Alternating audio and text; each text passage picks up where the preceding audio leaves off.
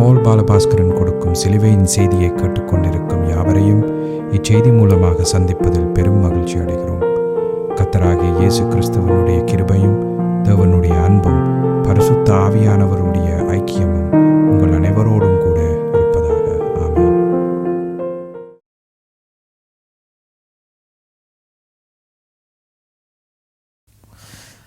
நான் இவாஞ்சலிஸ்ட் பால் பாலபாஸ்கரன். சிலுவையின் செய்தி என்ற இந்த நிகழ்ச்சியில் என் சகோதரர்கள், என் சகோதரிகள், என் நண்பர்கள் எல்லோரையும் மறுபடியும் சந்திப்பதில் நான் பெரும் மகிழ்ச்சி அடைகிறேன். இந்த நேரத்தை கர்த்தராகிய இயேசு கிறிஸ்து எங்களுக்கு ஒதுக்கி தந்திருக்கிறார். கர்த்தருடைய வேத வார்த்தைகளை இந்த நேரத்தில் உங்களோடு பகிர்ந்து கொள்வது எனக்கு மிகுந்த சந்தோஷத்தை அளிக்கிறது என்பதை நீங்கள் அறிந்து கொள்ள வேண்டும். கர்த்தருடைய வேத வார்த்தை என சொல்லப்படும் பொழுது அது எந்த காலத்திலும் சிலுவையில் அறையப்பட்ட இயேசு கிறிஸ்துவையே பிரகடனப்படுத்துகிறது என்ற உண்மையை நாம் தெளிவாக அறிந்து கொள்ள வேண்டும். இது வேதத்திலும் நிரூபிக்கப்பட்டிருக்கிறது. யோவான் 1:1 யோவான் 1:14 யோவான் 1:29 இது நிரூபிக்கப்பட்டிருக்கிறது. தேவன் தான் வார்த்தை, வார்த்தை தான் தேவன் என்று சொல்லப்பட்டிருக்கிறது. யோவான் 1:1 அந்த வார்த்தை மாம்சமானார் என்று சொல்லி மாம்சமான இயேசு கிறிஸ்துவை பற்றி யோவான் 1:14 சொல்லப்பட்டிருக்கிறது. அப்போ அவர் என்ன நோக்கத்துக்காக வந்தார் என்றதை யோவான் 1:29 இதோ உலகத்தின் பாவங்களை சுமந்து தீர்க்கிற தேவ ஆட்டுக்குட்டி என்று சொல்லப்பட்டிருக்கிறது. அப்போ வார்த்தை தேவன் தான் வார்த்தை, வார்த்தை தான் தேவன், வார்த்தை மாம்சமாகி இந்த பூலோகத்துக்கு மனுஷனாக இயேசு கிறிஸ்து என்ற நாமத்தோடு வந்தது என்ன காரணத்திற்காக? தன்னை பலியாக சிலுவையிலே ஒப்பு கொடுத்து இந்த மனுஷனை விடுதலை செய்வதற்காக, பாவத்தில் இருந்த மனுஷனை விடுதலை கொடுப்பதற்காகவே தேவன் மனுஷனானார் என்ற உண்மையை நாம் தெளிவாக அறிந்து கொள்ள வேண்டும். ஆனபடியால் வார்த்தை எந்த காலமும் சிலுவையில் அறையப்பட்ட இயேசு கிறிஸ்துவை பற்றியே பிரகடனப்படுத்துகிறது என்ற உண்மையை நாம் தெளிவாக அறிந்திருக்க வேண்டும். இப்பொழுது நாம் வேத வார்த்தைக்கு போவோம். ரோமர் 8:16 நாம் தேவனுடைய பிள்ளைகளாய் இருக்கிறோம் என்று ஆவியானவர் தாமே நம்முடைய ஆவியுடனே கூட சாட்சி கொடுக்கிறார். அப்போ பரிசுத்த ஆவியானவர் நம்முடைய ஆவியோட சாட்சி கொடுக்கிறார். நீங்கள் தேவனுடைய பிள்ளைகள், நீங்கள் தேவனுடைய பிள்ளைகள் என்று பரிசுத்த ஆவியானவர் நம்முடைய ஆவியுடனே சாட்சி கொடுக்கிறார் என்று இங்கு சொல்லப்பட்டிருக்கிறது. இப்போ இந்த வேத வார்த்தைக்கு நான் தெரிந்து கொண்ட தலையங்கம், நாம் தேவனுடைய பிள்ளைகளென ஆவியானவர் சாட்சி கொடுக்கிறார். நாம் தேவனுடைய பிள்ளைகளென ஆவியானவர் சாட்சி கொடுக்கிறார். இது பற்றி விவரமாக அறிந்து கொள்வதற்கு ஏதுவாக நாம் இப்பொழுது ஜெபத்திற்கு கடந்து செல்லுவோம். அருமையானங்கள் பிதாவே உமக்கு ஸ்தோத்திரம், பரலோகத்தின் தேவனே உமக்கு ஸ்தோத்திரம். உம்முடைய குமாரன் இயேசு கிறிஸ்துவே பலியாக சிலுவையிலே ஒப்பு கொடுத்து அவருடைய விலையேறப்பெற்ற இரத்தத்தினால் தேவரே நிறங்கள் எல்லோரையும் மீட்டுக்கொண்டீர். அதற்காக உமக்கண்டு இன்றைக்கும் ஸ்தோத்திரம். நாங்களோ பாவத்துக்கு மரித்து, அந்த பாவத்துக்கு மரித்து எங்கள் கர்த்தராகிய இயேசு கிறிஸ்துவுக்குள் தேவனுக்கென்று பிழைத்திருக்கிறோம். ஆண்டவரே, இந்த நேரத்தில் இதனை கேட்டுக்கொண்டிருக்கும் என் சகோதர சகோதரிகள், நண்பர்கள் எல்லோரையும் தேவரீர் ஆசீர்வதித்து அபிஷேகித்து பிரகாசமான மனக்கண்களை அவர்களுக்கு கொடுத்து உம்முடைய வேத வார்த்தைகளை அறிந்து கொள்ளக்கூடிய பாக்கியத்தை அவர்களுக்கு கொடுத்தருள வேணும் என்றும், அதே நேரம் அடியேனையும் அபிஷேகித்து உம்முடைய வேத வார்த்தைகளை நிதானமாக போதிக்கத்தக்கதாக உம்முடைய பரிசுத்த ஆவியானவர் தாமே முன்னின்று அடியேனை வழிநடத்த வேணுமென்றும் அவரே போதனையை செய்ய வேணுமென்றும் இயேசு கிறிஸ்துவின் நாமத்தினால் கேட்டுக்கொள்கிறேன் பிதாவே. Amen and amen and amen. Hallelujah, hallelujah, hallelujah. Thank you, Jesus. Thank you, Jesus. Praise the Lord, praise the Lord, praise the Lord. Hallelujah. Thank you, Jesus. Praise the Lord. அப்போ கடைசி செய்தியில் இறுதியாக நான் உங்களுக்கு குறிப்பாக ஒரு மிக முக்கியமான ஒரு வேத வாக்கியத்தை உங்களோடு பகிர்ந்து கொண்டு இருந்தேன். 1 கொரிந்தியர் 3:16-17 மிக முக்கியமான வேத வாக்கியம்.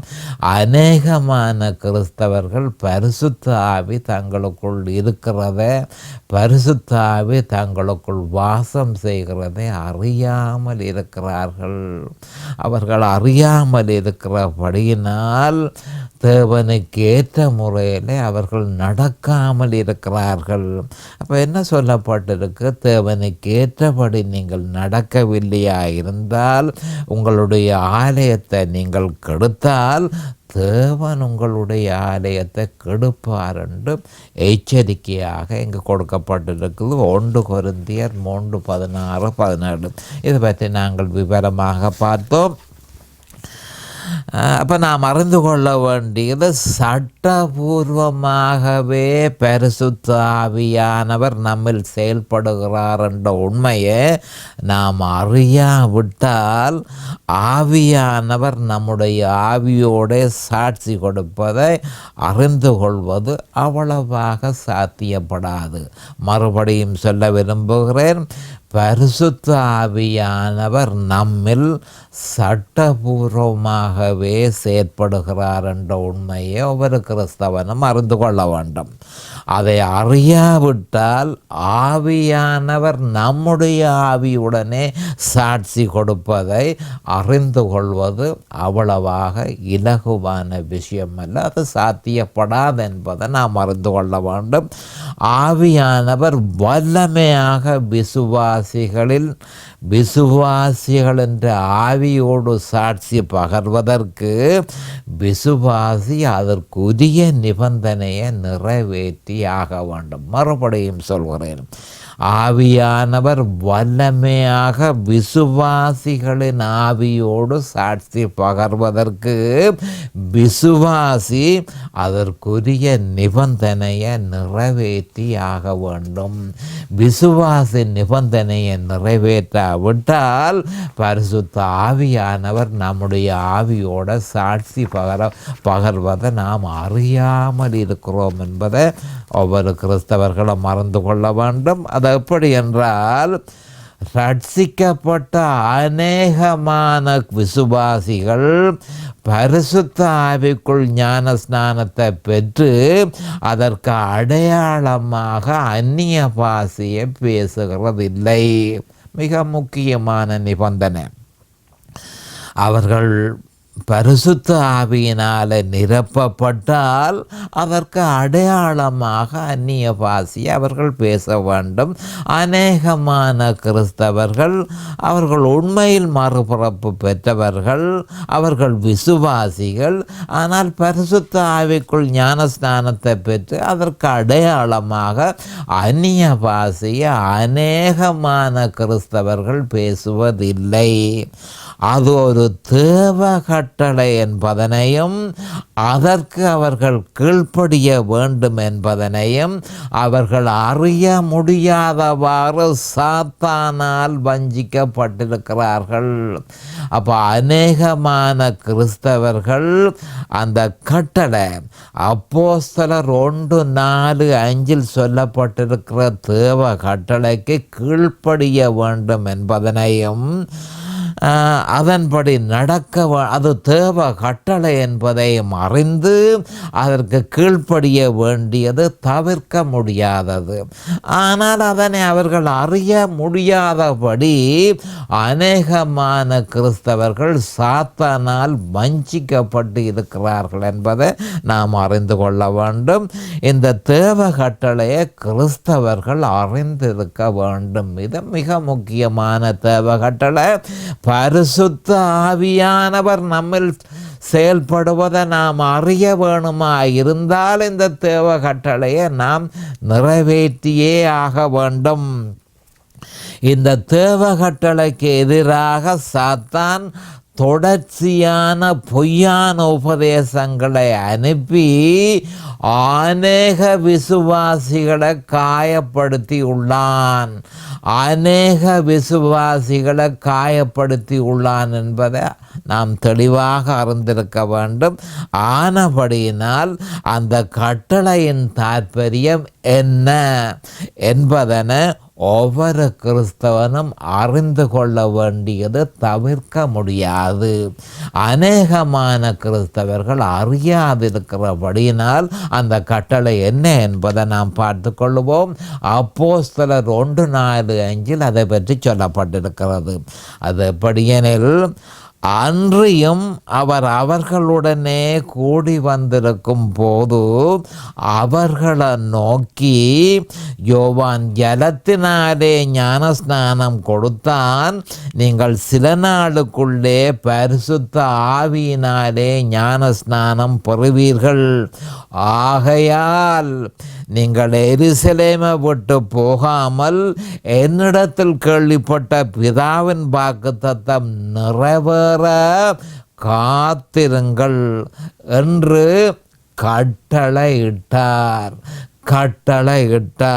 என்று வேதத்தில் சொல்லப்பட்டிருக்கிறது. அப்போஸ்தலர் 1:4-5. இந்த வேத வாக்கியத்தின் ஆவிக்குரிய பொருளை சற்று விவரமாக அறிந்து கொள்ள வேண்டியது தவிர்க்க முடியாதது. ஒவ்வொரு கிறிஸ்தவனும் அறிந்து கொண்டே ஆக வேண்டும். ஏனென்று சொன்னால் இது தேவ கட்டளை என்பதை முதல் நாம் ஏற்றுக்கொள்ள வேண்டும். அப்போ நாங்கள் பார்த்து கொள்ளுவோம். அன்றியும் அவர் அவர்களுடனே கூடி வந்திருக்கும் பொழுது, இயேசு கிறிஸ்து பரலோகத்துக்கு ஏறி செல்வதற்கு தயாராக நிற்கும் பொழுது நடந்த சம்பவத்தை பற்றியே இங்கு சொல்லப்பட்டிருக்கிறது. இயேசு கிறிஸ்து தன்னுடைய சீஷர்கள் எல்லாரையும் அழைத்து அவர்களுக்கு முன்பாக தாம் பரலோகத்துக்கு போகிறதுக்கு முதல் அந்த சீஷர்களுக்கு சொன்ன விஷயத்தை தான் இங்கு சொல்லப்பட்டிருக்கு. அவர்களுடனே கூடி வந்திருக்கும் போது, அப்போ அந்த நேரம்தான் 500க்கும் மேற்பட்ட விசுவாசிகள் கூடினார்கள் என்று சொல்லி 1 கொரிந்தியர் 15:6 சொல்லப்பட்டிருக்கிறது. அப்போ ஆண்டவர் அந்த நேரத்தில் தன்னுடைய சீஷர்கள் எல்லாரையும் நோக்கி, யோவான் ஜலத்தினாலே ஞானஸ்நானம் கொடுத்தான். அப்போ அந்த நேரத்தில் விசுவாசிகள் பெறக்கூடிய மிகச்சிறந்த ஞானஸ்நானம் அதுதான். அப்போ யோவான் ஜலத்தினாலே ஞானஸ்நானம் கொடுத்தான். நீங்கள் 500 பேரையும் பார்த்து நம்முடைய ஆண்டவர் சொல்கிறார், நீங்கள் சில நாளுக்குள்ளே பரிசுத்த ஆவியினாலே ஞானஸ்நானம் பெறுவீர்கள். அப்போ என்னென்று சொன்னால், வரப்போகிற அந்த நேரத்தில் வரப்போகிற பெந்தகோஸ்தே நாளை பற்றி சொல்லப்படுகிறது. ஆனால் அந்த பெந்தகோஸ்தே என்ற பெயரை ஆண்டவராகிய இயேசு கிறிஸ்து அந்த நேரம் பாவிக்கவில்லை. அப்போ என்ன சொல்லுகிறார் என்றால், சில நாளுக்குள்ளே பரிசுத்த ஆவியினால் நீங்கள் எல்லாரும் ஞானஸ்நானம் பெறுவீர்கள் என்று அந்த 500 பேரையும் பார்த்து ஆண்டவர் சொன்னார் என்று சொல்லி போட்டு நிபந்தனைகளையும் கட்டளைகளும் என்ன என்று சொல்லி அவர் கொடுக்கிறார். ஆகையால் நீங்கள் எருசலேமை விட்டு போகாமல், அப்போ ஆலயத்தின் ஒரு பகுதி அங்குதான் பரிசுத்த ஆவியானவர் இறங்கினார். அப்போ என்னிடத்தில் கேள்விப்பட்ட என்ன சொல்கிறார் என்று சொன்னால், என்னிடத்தில் கேள்விப்பட்ட இப்படி நடக்கும் என்று இதனை பற்றி நான் சொல்லும் பொழுது நீங்கள் எல்லாரும் என்னிடத்தில் கேட்டீர்கள் என்றதை அவர்களுடைய ஞாபகத்துக்கு கொண்டு வரார். யோவான் 7:37-39 யோவான் 7:37-39 யோவான் 14:12-17, யோவான் 14:26, யோவான் 15:26, யோவான் 16:7-15. அப்போ இந்த வேத வாக்கியங்களில் ஆண்டவராகிய இயேசு கிறிஸ்து நீங்கள் பரிசுத்த ஆவியை பெற்றுக்கொள்வீர்கள் என்று சொல்லி அவர் உபதேசித்திருந்தார். அந்த உபதேசத்தை இப்பொழுது அவர்களுடைய ஞாபகத்துக்கு அவர் கொண்டு வருகிறார். என்னிடத்தில் கேள்விப்பட்ட அப்போ பரிசுத்த ஆவியை பற்றி நான் உங்களுக்கு சொல்லி இருந்தேன். அப்போ என்னிடத்தில் கேள்விப்பட்ட பிதாவின் வாக்குத்தத்தம் நிறைவேற காத்திருங்கள். அப்போ அந்த பரிசுத்த ஆவி என்ன? அது பிதாவினுடைய வாக்குத்தத்தம். அப்போ பிதா வாக்குத்தத்தம் பண்ணியிருக்கிறார். பரிசுத்த ஆவியை தருவேன் என்று சொல்லி வாக்குத்தத்தம் பண்ணியிருக்கிறார். லூக்கா 24:29 யோவேல் அதிகாரம் 2 வாக்குத்தத்தம் பண்ணியிருக்கிறார்.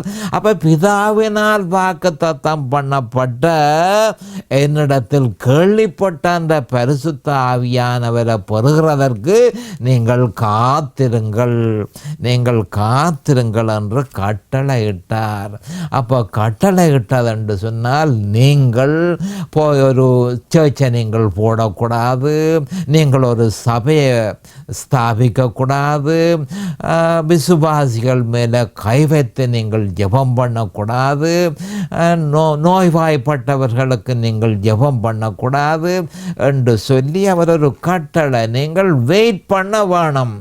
பரிசுத்த ஆவி உங்களுக்குள்ள வரும் தனையும் நீங்கள் வெயிட் பண்ண வேணும் என்று சொல்லி ஆண்டவர் கட்டளையிட்டார். அப்போ பரலோகத்துக்கு உன்னதத்துக்கு அவர் ஏறி போவதற்கு முதல் தன்னுடைய சீஷர்களை அழைத்து நீங்கள் பரிசுத்த ஆவியை பெற்றுக்கொள்வதற்காக காத்திருங்கள். எந்த அலுவல்களும் நீங்கள் செய்ய வேண்டாம். பரிசுத்த ஆவியானவருடைய பலம் கிடைக்கின்றனையும் நீங்கள் காத்திருக்க வேணும் என்று சொல்லி ஒரு கட்டளை இட்டார். இது ஆலோசனை அல்ல, இது கட்டளை. ஆனால் துரதிர்ஷ்டவசமாக ஏராளமான கிறிஸ்தவர்கள் இந்த கட்டளைக்கு செவி கொடுப்பது இல்லை. அதன் பிரதிபலன் அவர்கள் மாம்சத்திலேயே செயற்படுகிறார்கள். அதற்குரிய தண்டனையை அவர்கள் நிச்சயமாக பெற வேண்டி வரும். அப்போ இது ஒரு ஆலோசனை இல்லை என்பதை நாம் தெளிவாக அறிந்து கொள்ள வேண்டும். மேலும் நம்முடைய ஆண்டவராகிய இயேசு கிறிஸ்து நமக்கு முன்னோடியாக பரிசுத்த ஆவியினால் நிரப்பப்பட்டதை மத்தேயு 3:16 பரிசுத்த ஆவியினால் நிரப்பப்பட்டதை விசுவாசிகள் அறிந்திருக்க வேண்டும். அப்போ நான் சொல்லுகிறது என்னவென்று சொன்னால், அதாவது சிஷ்யர்கள் பரிசுத்த ஆவியினாலே நிரப்பப்படுவதற்கு முன்பு ஆண்டவரே அவர்களுக்கு முன்னோடியாக தான் பரிசுத்த ஆவியினாலே நிரப்பப்பட்டார் என்று சொல்லி மத்தேயு 3:16 சொல்லப்பட்டிருக்கு. அப்போ ஆண்டவராகிய இயேசு கிறிஸ்து பரிசுத்த ஆவியினாலே நிரப்பப்பட வேண்டியது அவசியமாய் இருந்தால் நமக்கு எவ்வளவாய் அவசியமாக இருக்கிறது. அவர் மனுஷனாக இருக்கிறபடியினால் பரிசுத்த ஆவியானவருடைய அபிஷேகம் அவருக்கு தேவையாயிருந்தது. பரிசுத்த ஆவியினால் நிரப்பப்பட வேண்டியதாயிருந்தது. தேவனுக்கு பரிசுத்த ஆவி தேவையில்லை, மனுஷனுக்கு பரிசுத்த ஆவி தேவை. இயேசு கிறிஸ்து மனுஷனாக இருந்தார், அவர் தேவனாகவும் அவர் மனுஷனாகவும் இருந்தார். அவர் மனுஷனாக செயற்பட்டபடியினால் பரிசுத்த ஆவியினால நிரப்பப்பட வேண்டியது அவசியமாக இருந்தது. அப்போ அப்படியே கிறிஸ்தவர்களாகிய நாம் எல்லோரும் பரிசுத்த ஆவியினால் நிரப்பப்பட வேணும் என்பதற்கு முன்னோடியாக நம்முடைய ஆண்டவராகிய இயேசு கிறிஸ்து மத்தேயு 3:16 நாம் அதை காணக்கூடியதாக இருக்கிறது. அவர் பரிசுத்த ஆவியினால் நிரப்பப்பட்டார். அப்போ ஆண்டவராகிய இயேசு கிறிஸ்து ஊழியத்தை ஆரம்பிப்பதற்கு முன்பு பரிசுத்த ஆவியினால் நிரப்பப்பட்டது பற்றி மத்தேயு 3:16 இயேசு ஞானஸ்நானம் பெற்று ஜலத்திலிருந்து கரையேறின உடனே இதோ வானம் அவருக்கு திறக்கப்பட்டது, தேவ ஆவி புறாவை போல இறங்கி தம்மேல் வருகிறதை கண்டார் என்று வேதம் தெளிவாக சொல்கிறது. அப்போ பரிசுத்த ஆவியினால் நிரப்பப்பட்டு அதற்கு அடையாளமாக அந்நிய பாஷையை பேசுவதை நாம் உதாசீனம் செய்தால், பரிசுத்த ஆவியினால் நிரப்பப்பட்டு அதற்கு அடையாளமாக அந்நிய பாஷையை பேசுவதை நாம் உதாசீனம் செய்தால், பரிசுத்த ஆவி நம்முடைய ஆவியோடு பேசக்கூடிய சாத்தியக்கூறை நாம் தடை செய்த பின் பரிசுத்த ஆவி நம்மோடு பேசுவதில்லை என கூறுவது அர்த்தமற்றது. அப்போ பரிசுத்த ஆவி நம்மோடு பேசுவதில்லை என்று கிறிஸ்தவர்கள் சொல்வார்களா இருந்தால் அவர்கள்தான் பரிசுத்த ஆவிக்கு தடையை ஏற்படுத்தினார்களே தவிர பரிசுத்த ஆவியானவர் தடையை ஏற்படுத்தவில்லை. பரிசுத்த ஆவியினால் நிரப்பப்பட்டு அதற்கு அடையாளமாக அந்நிய பாஷை பேச வேண்டும் என்பதை உதாசீனம் செய்தால் பரிசுத்த ஆவியானவர் தங்களுடைய ஆவியோடு பேசுவதை எப்படி விசுவாசிகள் அறிவார்கள்?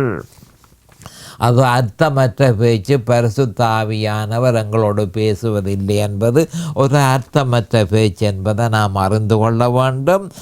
அவர் அசைவாடும் பொழுதே பரிசுத்த ஆவியானவர் இருந்தால் அவர் அசைவாட வேண்டும். Moving and operation of the holy spirit மிக மிக முக்கியமான ஒரு விஷயம். அவருடைய பிரசன்னமும் அவருடைய அசைவாட்டமும், அவருடைய பிரசன்னமும் அவருடைய அசைவாட்டமும் தவிர்க்க முடியாது. அப்போ அவர் அசைவாடும் பொழுதே தேவனுடைய சித்தம் நம்மில் நிறைவேறுகிறது.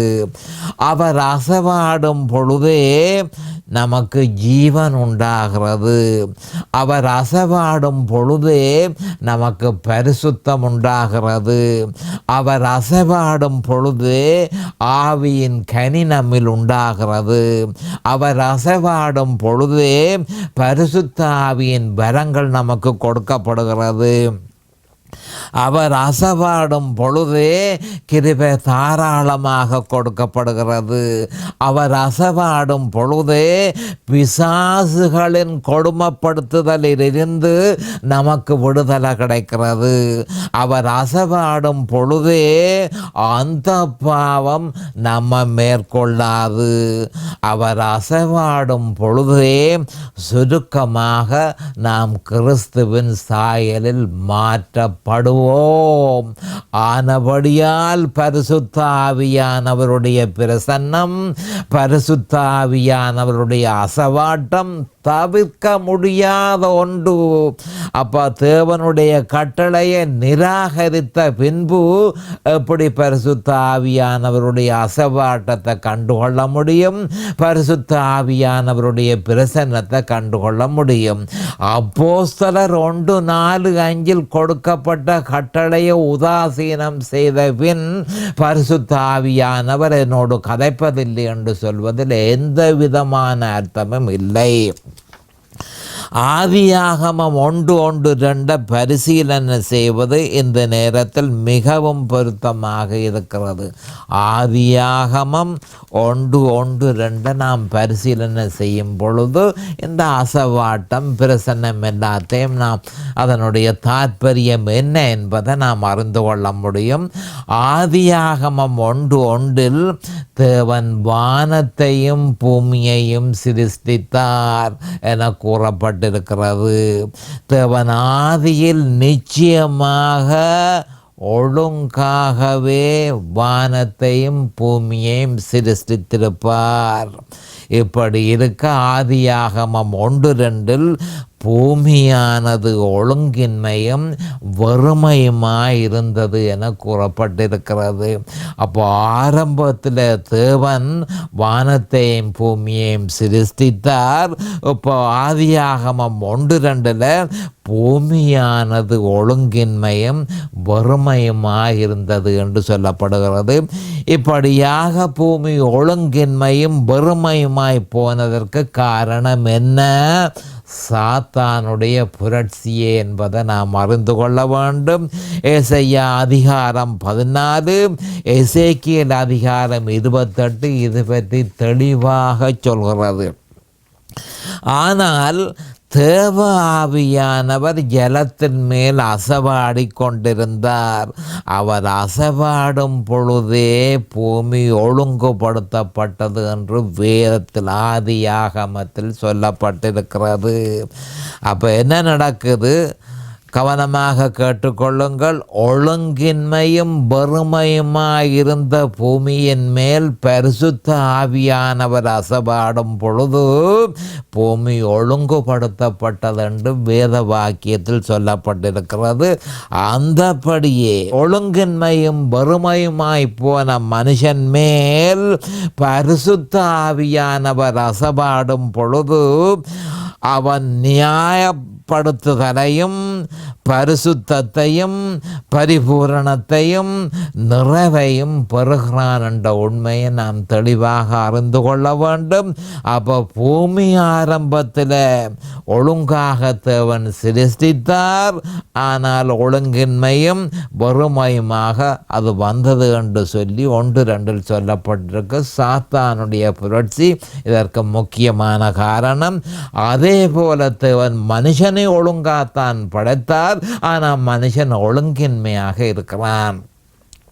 மனுஷன் ஒழுங்கின்மையாக இருக்கிறபடியினால் அவன் மேலே அவனுக்குள்ள பரிசுத்த ஆவியானவர் அசைவாடும் பொழுது அவன் நியாயப்படுத்துதலையும் அவன் பரிசுத்தத்தையும் அவன் பரிபூரணத்தையும் அவன் நிறைவையும் பெறுகிறான் என்ற உண்மையை நாம் தெளிவாக அறிந்து கொள்ள வேண்டும்.